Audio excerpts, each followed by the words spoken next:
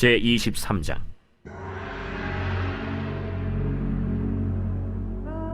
사라가 127세를 살았으니 이것이 곧 사라가 누린 햇수라.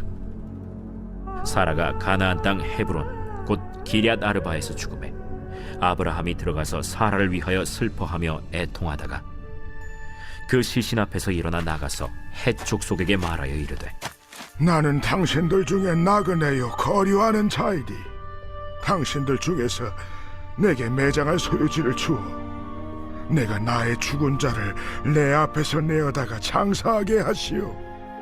헷 족속이 아브라함에게 대답하여 이르되, 내 주여 들으소서. 당신은 우리 가운데 있는 하나님이 세우신 지도자이시니 우리 묘실 중에서 좋은 것을 택하여 당신의 죽은 자를 장사하소서. 우리 중에서 자기 묘실에 당신의 죽은 자 장사함을 금할 자가 없으리이다.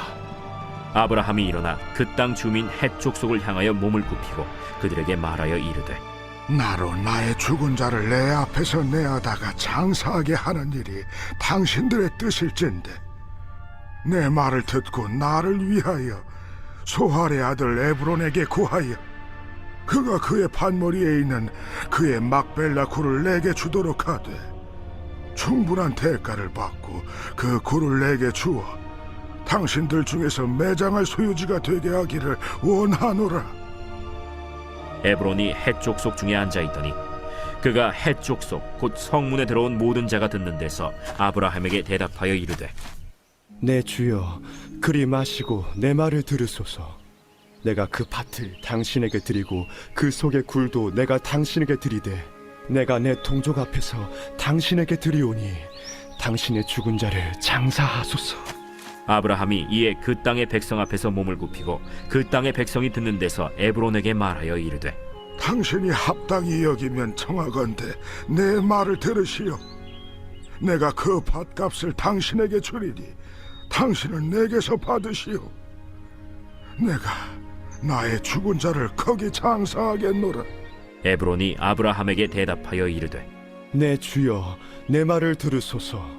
땅값은 은 400세겔이나 그것이 나와 당신 사이에 무슨 문제가 되리이까? 당신의 죽은 자를 장사하소서. 아브라함이 에브론의 말을 따라 에브론이 헷 족속이 듣는 데서 말한 대로 상인이 통용하는 은 400세겔을 달아 에브론에게 주었더니 마므레 앞 막벨라에 있는 에브론의 밭 곧 그 밭과 거기에 속한 굴과 그 밭과 그 주위에 둘린 모든 나무가 성문에 들어온 모든 헷 족속이 보는 데서 아브라함의 소유로 확정된지라. 그 후에 아브라함이 그 아내 사라를 가나안 땅 마므레 앞 막벨라 밭 굴에 장사하였더라. 마므레는 곧 헤브론이라.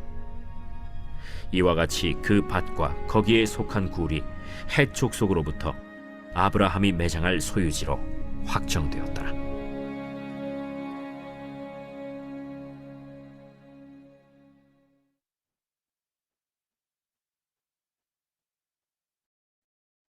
오늘 본문의 말씀은 사라의 장사에 대한 말씀입니다. 사라가 127세를 살고 죽었습니다. 성경에 보면 여자의 죽음의 나이에 대해서 기록한 여인은 오직 사라뿐입니다. 어느 여인도 죽음의 나이를 기록이 되어 있지 않습니다. 그만큼 사라가 매우 중요한 인물이었다라는 것을 성경에서는 말해주고 있는 것입니다. 사라의 죽음은 아브라함의 사역과도 매우 큰 연관이 있습니다. 사라가 죽은 후에는 아브라함의 사역이 거의 없습니다. 아브라함은 그 후에도 계속 삶을 살았지만 하나님께서 아브라함을 사용하셨다라는 이런 말씀이 나오지 않습니다. 사라가 죽은 후에는 아들 이삭을 장가 보내는 이런 말씀이 나오고요. 이삭 중심의 그런 사역이 성경에 기록이 되어 있습니다. 아브라함의 사역은 사라의 죽음으로써 사역이 맞춰지게 되는 것입니다. 근데 사라가 매우 중요한 그런 인물이었던 것이죠. 사라가 없이는 아브라함의 사역도 없다라고 말할 정도로 사라가 매우 중요한 인물이었습니다. 사라가 죽자 아브라함이 슬퍼합니다. 슬픔 가운데 빠져 있을 수만 없었습니다. 아브라함은 사라를 장사 지내만 했습니다. 사라가 죽은 곳은 헤브론입니다. 아브라함은 헤브론 족속들이 살고 있는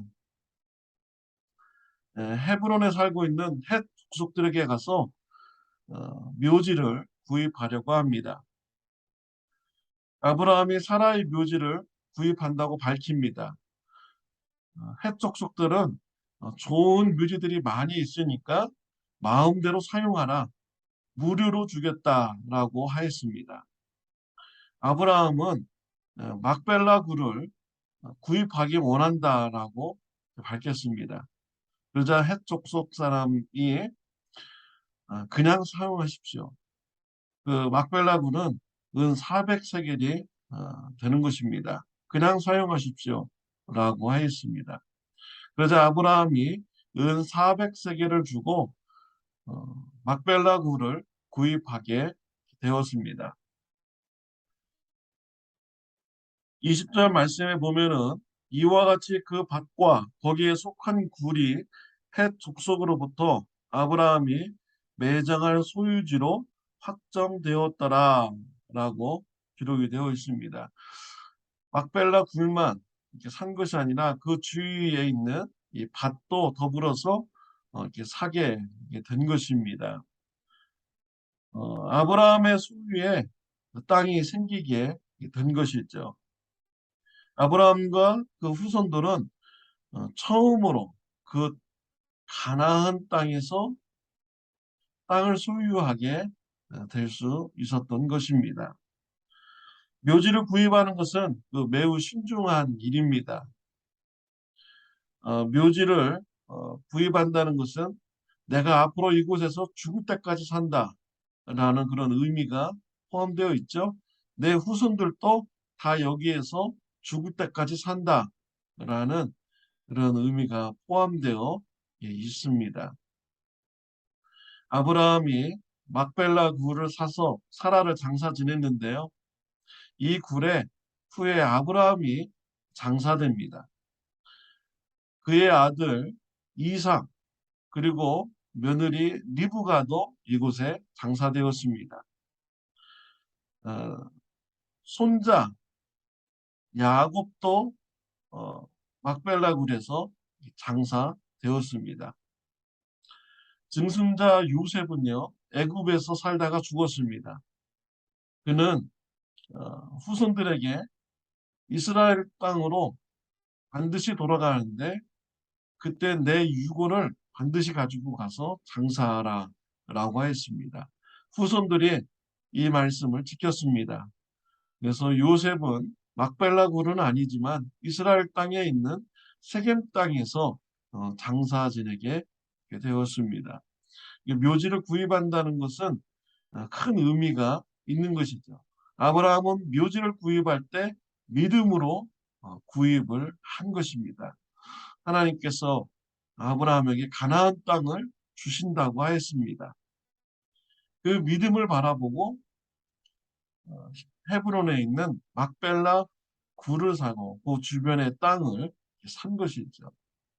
오늘 본문에 보면은 이러한 거래의 모습이 자세히 기록이 되어 있습니다. 매우 중요한 기록인 것이죠.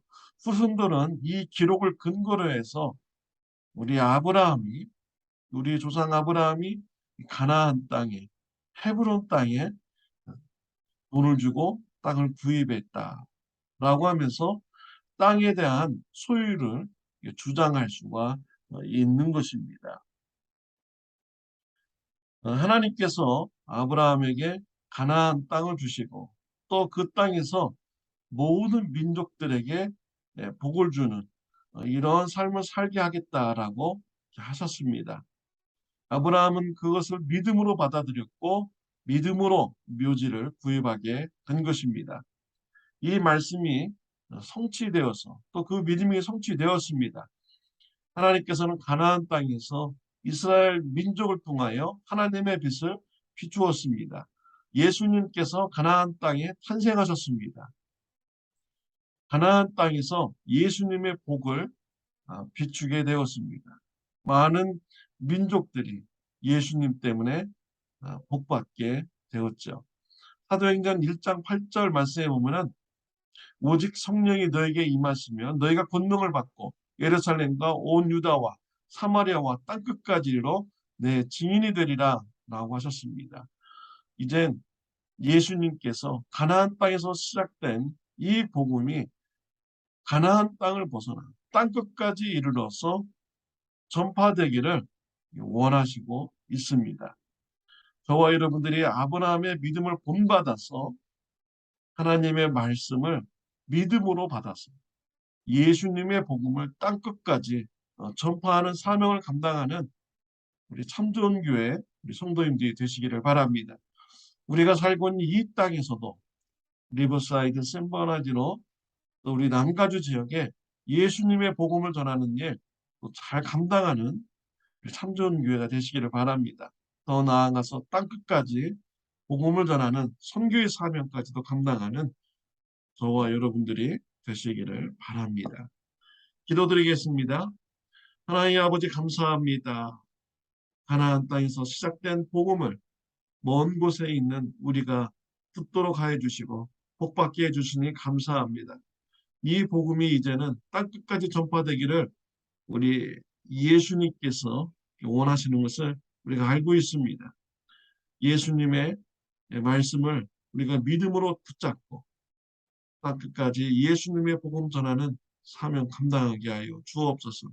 또한 우리가 살고 있는 이 지역에서도 자자손손 후손들이 예수님 믿도록 하는 복음 전파 사역을 감당하는 참좋은 교회가 되게 하여 주옵소서. 예수님의 이름으로 기도드렸습니다. 아멘. 좋은 하루 되시기를 바랍니다.